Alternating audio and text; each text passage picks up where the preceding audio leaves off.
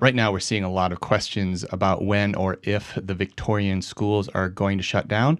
And I think people have a misconception about the way the government and the schools are actually dealing with this coronavirus problem right now. And they have said pretty well unequivocally they're not going to be closing schools as a preventative measure. They're not going to preemptively close schools. They will only be closing schools reactively. That is, when the virus is in the school or it appears that it is imminent in the school, they are not preemptively closing schools to stop the virus getting into the school.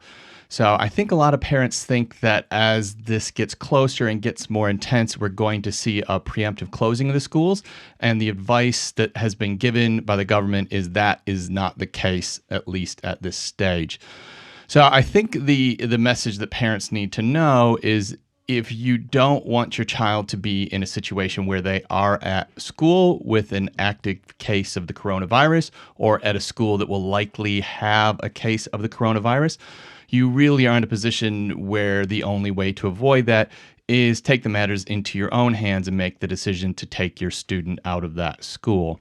Now, fortunately, Daniel Andrews has said that any parents that are concerned and make that decision, they will not be penalized or punished for making that decision.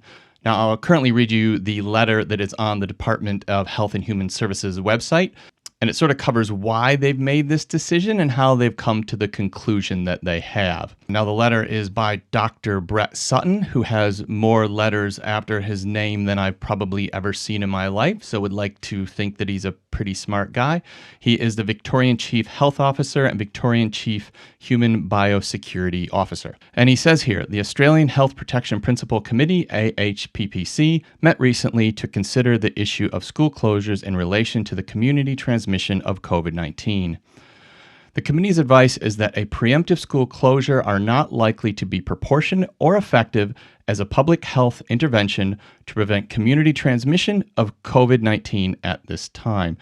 Now, the important words there are preemptive school closures. They are not preemptively closing schools, and later in the letter it says they will consider closing schools, but that will be reactively. It's very clear, not preemptive, reactive. He goes on to say there is currently limited information on the contribution of children to transmission of COVID-19, which means they don't have a whole lot of information about whether the kids are carrying it around and spreading it through different societies or not.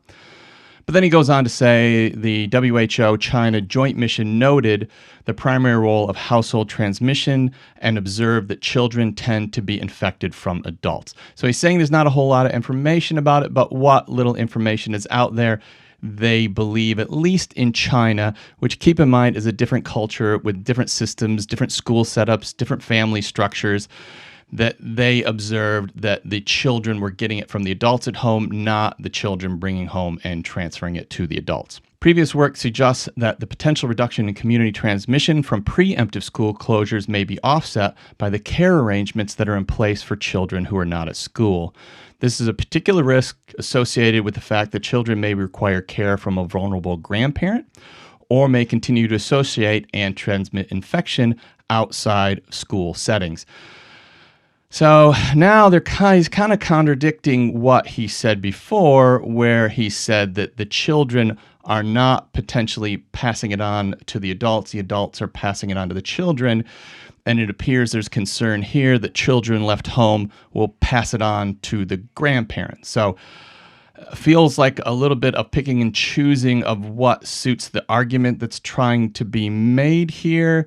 So I think it's fairly questionable how good that information or how much science is behind that. One thing that is quite logical that he says here regards, or they may continue to associate and transmit infection outside of school settings. So this is obviously concern that these children, instead of going to school, will be going to shopping malls and hang out in large groups and sort of mingling and moving throughout the community in the way that they may spread the virus in an even greater fashion than they would if they're going to school. Which, from what I've heard, It tends to be a concern really based on the sort of the family structure and the area that you live in. And I would think if you send a student home and you give some instructions to the family that that student shouldn't be roaming through the community and going to the mall and hang out with his friends, and this is about creating that social distance and creating some sort of isolation to stop the virus, that I think you could counteract that concern a bit. He goes on to say, broadly, the health advice on school closures from previous respiratory epidemics shows the costs are often underestimated and the benefits are overestimated. So it seems to be a fairly broad statement. It's not clear what he's referencing. We do know COVID-19 is brand new and we have never experienced anything like this before. So I think it might be a very rough line he's drawing between this and previous diseases and viruses. This may be even more so in relation to COVID-19, as unlike influenza, the impact on otherwise healthy children has been minimal to date. Now, this is true. It does appear that the virus has minimal impact on healthy children, but this is actually one of the most dangerous things about this virus, and that is the fact that 14% of cases have no symptoms at all. 80% of cases have very, very mild symptoms, and it appears that children really don't get very sick from this on a whole. But that makes them a super community of transmitters, and they could potentially be the ones that take it throughout the community and eventually take it to the more vulnerable in our community. So if we're looking to stamp something out like this, we really do have to address the people that get the virus and show no symptoms, because when we look at the big picture, they are actually the most dangerous carriers of the virus. So I think that is a very poor argument that the kids won't get that sick or seem that sick when they have the virus. I think that's a very poor argument as far as keeping them in the schools.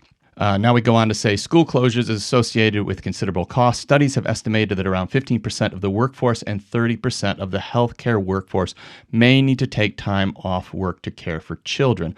While this effect might be mitigated somewhat, it is likely that the burden will still be significant and will fall disproportionately on those in casual and tenuous work circumstances. So now we're getting back to economy stuff, which is what we've seen a lot in the government's handling of the coronavirus. In fact, at the beginning, every time you watched the news conference, it was 25% about stopping the virus and 75% about financial incentives and how people are going to get by and putting money in people's bank accounts.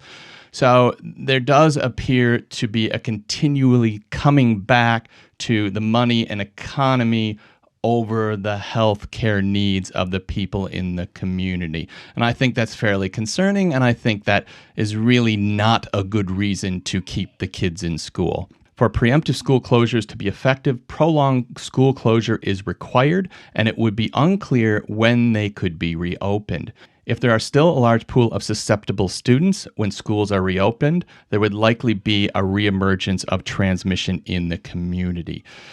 Now, this is 100% true. The only way that there will not be a large pool of susceptible students is either so many students have got the virus and recovered and have built some sort of immunity to it, or a vaccine has been produced and children have got the vaccine. So not closing the schools to stop people from getting the virus because when they go back, they're just going to get it anyways, or because to actually be effective, you have to close the schools for a long time. I think when we're talking about people's health, really, this has to trump everything. And the fact that we don't know when the kids would go back to school, or the fact that if we send them back to school, they're at increased risk of getting the virus, which we know because they're at school with a bunch of people in close quarters, which is exactly what the World Health Organization is telling us not to do. Of course, they're going to be at increased risk of getting the virus, but I'm just not sure how that argument makes sense, at least to me. It goes on to say, school closures may be considered late in the outbreak in anticipation of a peak in infection rates. For a shorter period of time, short-term reactive school closures may also be warranted to allow cleaning and contact tracing to occur. So this is what we're seeing already. The schools are remaining open. there's an outbreak or somebody diagnosed in a school with the virus and they shut down the school. Surprisingly, some of these schools have only been shut down for a day or two. Others have been shut down now for weeks. But this is the approach that they are taking. They wait till the virus is in the school. Then they shut the school down, they clean the school, and then they try to find the people that virus might have been passed along to. Keeping in mind, if the school was preemptively closed and the child was with their family, practicing safe social distances and social distancing, like the World Health Organization is telling us, that child probably wouldn't have got the virus in the first place, and there wouldn't be any need for cleaning or tracing. But it does tell us the way they're thinking. They're definitely thinking reactive. They're definitely thinking that kids will get the virus and then they will deal with it. They are not trying to stop the children from getting the virus in the first place. And they're not trying to stop the virus from getting into the school in the first place. That is the information right from the Department of Human Services. I thought it might be helpful to some people, particularly those that are waiting and expect to see a preemptive school closure any day now. Based on the information we have here from the Department of Human Services, that is not coming. So if you think that your family is better off practicing the World Health Organization's information they're providing about safe social distance and social distancing, and you have the ability to keep your child home and make sure that they're in safe and controlled arrangements at home, then it may very well be that you make the decision to pull your child from school. Whatever decision you make, good luck with it, and I hope this was helpful.